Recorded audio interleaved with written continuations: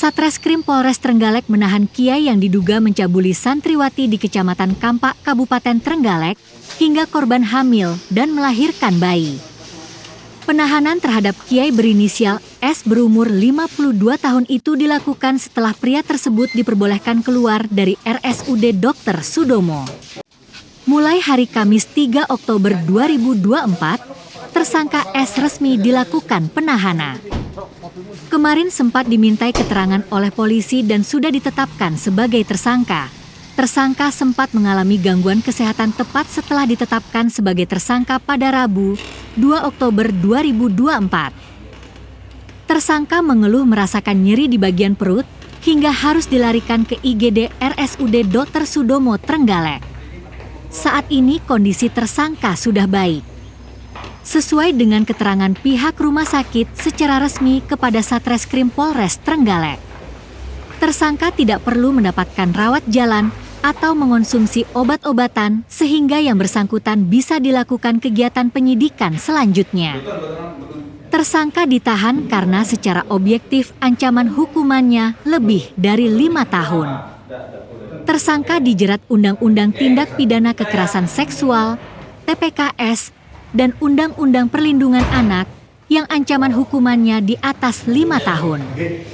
Pelaku diduga melakukan ruda paksa terhadap santriwatinya sendiri hingga hamil, lalu melahirkan seorang bayi laki-laki yang saat ini sudah berumur 2 bulan. Selain itu, tersangka ditahan karena masih perlu pemeriksaan selanjutnya, sehingga polisi butuh kecepatan waktu. Yes, itu resmi dilakukan penahanan.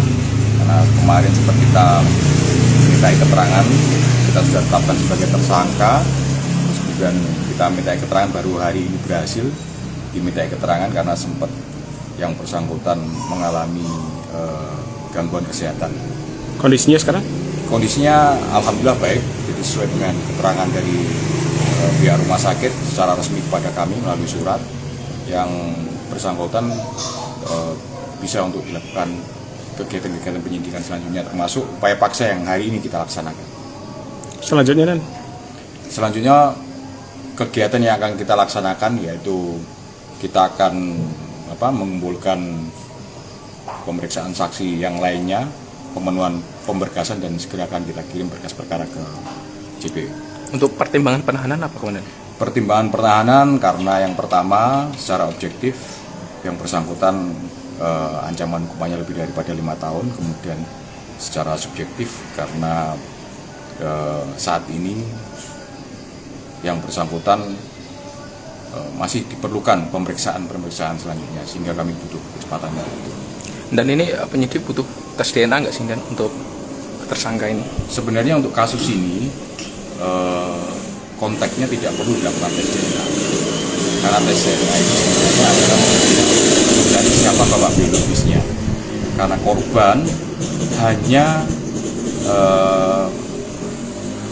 mengaku bahwa yang melakukan persetubuhan itu adalah yang bersangkutan, Pak Yai sendiri. Jadi sehingga tidak perlu dilakukan tes DNA. Persangkaan pasal? Untuk persangkaan pasal kan terapkan Undang-Undang PKS dan Undang-Undang Perlindungan Terhadap Anak. Karena tempus kejadiannya ada yang tempus pada waktu masih anak-anak dan tempus pada waktu dia sudah dewasa. Artinya berulang-ulang? Berulang-ulang. Sejak tahun berapa dari kejadian? Untuk kejadian itu dimulai sejak tahun 2022 mulai ada perbuatan pencabulan, terus kemudian sampai beranjak 2023. Itu langsung terjadi pemerkosaan atau bermula dari perbuatan cabul saja? Itu langsung terjadi, namun kami akan tetap nanti akan kita pisahkan itu karena sesuai dengan petunjuk daripada jaksa pada waktu kami gelar perkara kemarin, sehingga nanti itu yang akan kami penuhi. Dari pemeriksaan dan modus yang digunakan untuk melakukan persetubuhan dengan santri seperti apa? Jadi untuk modus nanti setelah kita akan rilis yang bersangkutan. Ini kan dari keterangan dokter, dan apakah yang SP ini benar-benar sakit atau seperti apa? Jadi memang ada sedikit gejala, ya kayak kelelahan atau apa, ya lambung sedikit, tapi itu sebenarnya tidak menjadi permasalahan. Ini tidak perlu rawat jalan dan ya mengonsumsi obat saat ini. Tidak. Oke, untuk saksi berapa saat ini yang sebagai Total ada 9.